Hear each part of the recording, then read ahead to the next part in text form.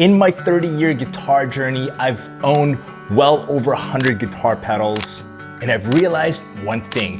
90% of the tones I love come from just 3 types of pedals. In today's video, I'm gonna show you those 3 types of pedals, so if you are new to this world, I'm gonna save you time, money, and a lot of confusion, so let's go.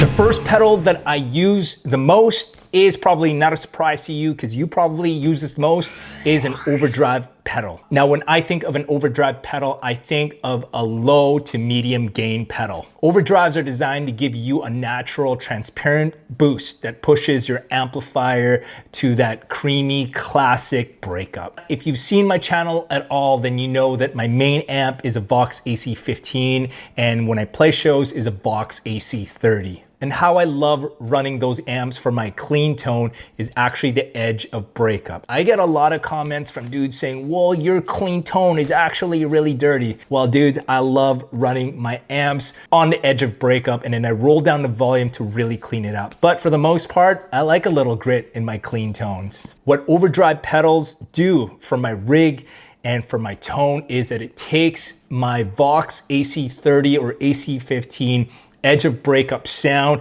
and I take it a notch to really overdriven levels. Now, some overdrive pedals that I've used for years and recommend are the Electro Harmonix Hot Wax. This is a 2-in-1 overdrive pedal. It has the hot tubes and the crayon in it.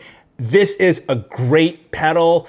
I would put this pedal up against any boutique double overdrive pedals, and I think they go for about 125 bucks used. Now, as we all know, recently this pedal has caused a lot of controversy. This is the Behringer Centaur, or now it's called the Behringer Zentara, I believe. I have multiple videos on the saga that is the Behringer clone, but this is basically a clone circuit, and I've never played a clone circuit before this pedal, and now I'm convinced this is a great pedal. This other overdrive pedal that I like and has caused a bit of controversy in the last few years is, of course, the Bad Monkey, because of the JHS video. The reason why I like this initially is because, unlike the Tube Screamer, which we're going to talk about in a sec, is that it has a low knob and not just a tone knob, so you can dial in some low and on this pedal. And of course, we can't talk about overdrive pedals without talking about my favorite overdrive boost pedal, the EP Booster. Now, if you're not convinced that this is an overdrive, it definitely is, because it adds some saturation, some top end harmonics, some bottom end girth. This is a beautiful pedal. This thing lives on my main pedal board. I can't recommend this enough, but it is a little pricey. Of course, we can't talk about overdrives without talking about the Ibanez Tube Screamer. Now, I've not always been a fan of this pedal. In fact, I tried this pedal out when I was younger, 19 years ago, and I hated it. And I recently picked it up, and it's kind of grown on me. And so in today's pedal board build, we're gonna use this pedal.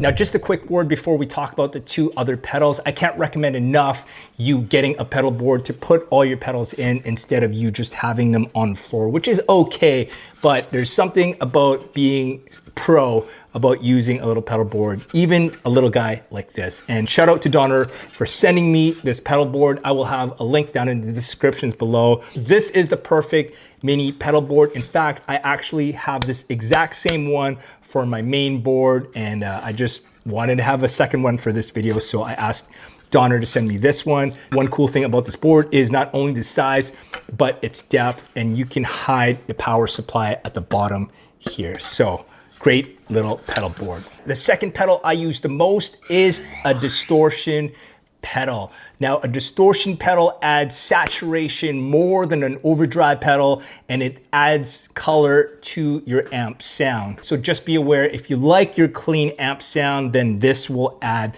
some color to your tone. Some distortion pedals that I love, of course, the OG distortion pedal. The Boss DS1 Classic, I have a video about this pedal. I'm also a huge fan of the JHS Overdrive preamp. This is actually the same circuit as the DOD 250 and the MXR Distortion.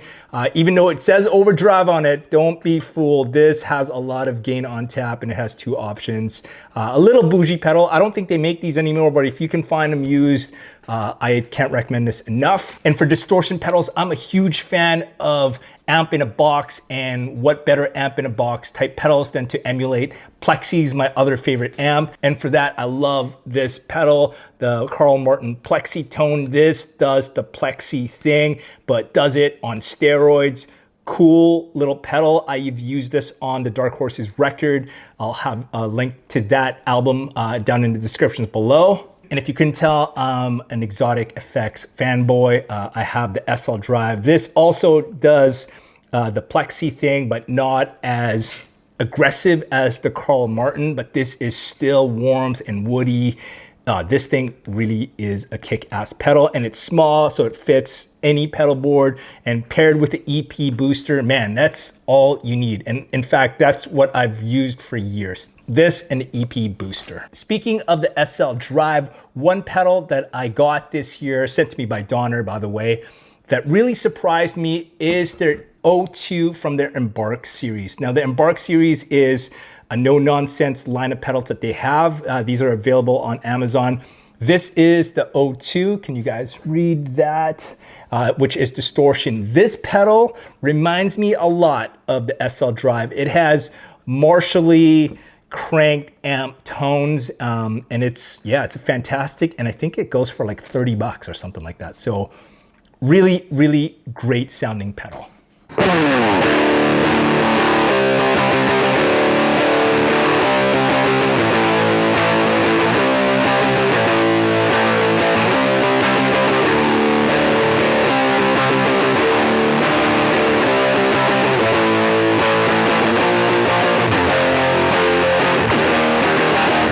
Now, before we talk about the third pedal I used most, we have to talk about the least sexiest thing about a pedal board, but also one of the most important, and that's the power supply. Now, if you scroll on Amazon, I'm sure you will find cheap, isolated power supplies, and I can't be sure for certain that they're isolated, but I do know for a fact that if you use a power supply that is not isolated, that is gonna cause you some issues in your pedal chain, and it will introduce a lot of unwanted noise. Two power supplies that I use and I own and I can't recommend enough are the One Spot Pro. This lives on my main pedal board. It has a lot of juice on tap. As you all know, or if you didn't know, Line 6 pedals are weird. They require a lot of milliamps, so you need a power supply that will be able to handle that load. Another power supply that I recommend is the Fender Engine LVL5. This is also an isolated power supply. It's kind of huge,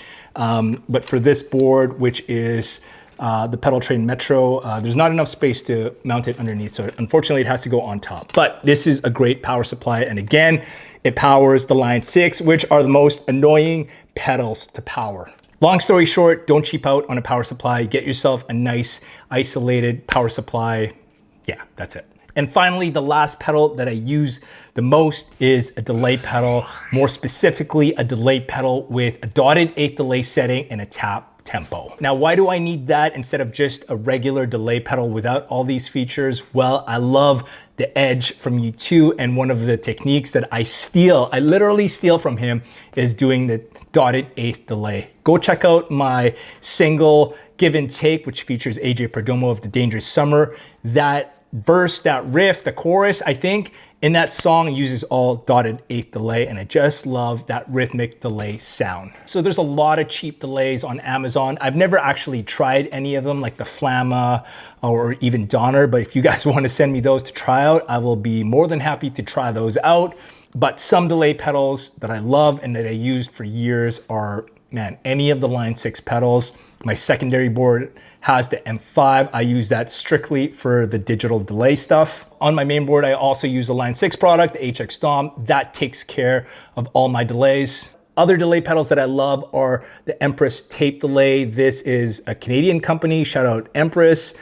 This is more boutique, bougie delay pedal. It's kind of expensive, but it sounds phenomenal. And of course, when we're talking about U2 style delay pedals, we have to talk about electro harmonics. The Edge used, of course, the Memory Man back in like the late 70s, early 80s.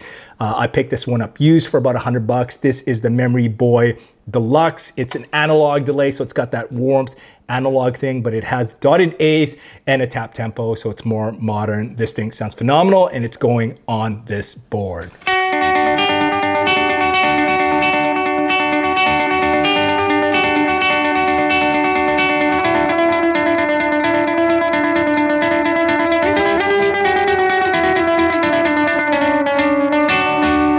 What about tuner pedals? Of course, Chad, always use a tuner pedal on your board. I wanted to make a simple video highlighting just 3 pedals that I use the most, but always use a tuner pedal.